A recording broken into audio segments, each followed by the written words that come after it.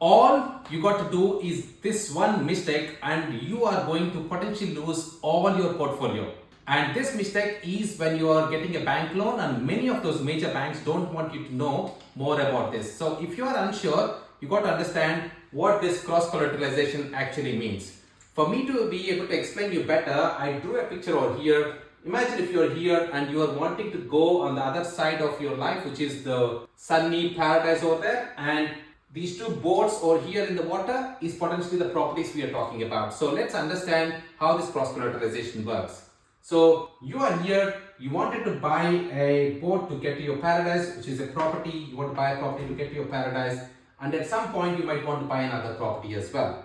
So what a lot of these banks do is they tell you that we want to cross-collateralize your properties, or they might not even tell you as well. So you got to be very clear about what you're doing.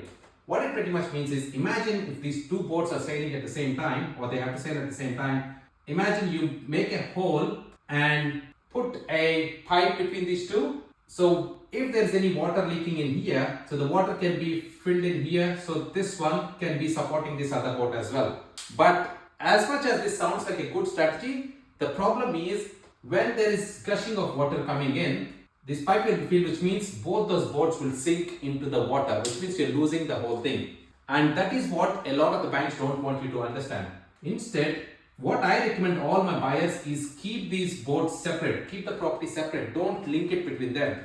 So what it means is you have your own property all separate to each other, your boats are separate, they are taking you to the paradise where you want to be. So in case if something goes wrong with the property, either the markets or just that the property is not doing well or whatever, you should be able to solve the issue or even sell the property by itself without affecting the other property. The moment where you link them together, the bank has got every right of taking both those properties together if something goes wrong with even one of those properties.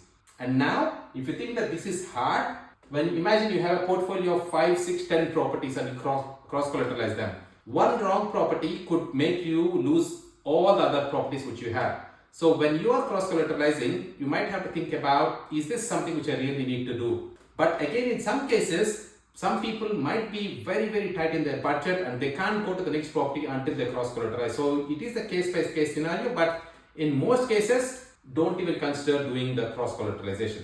I hope this helps you.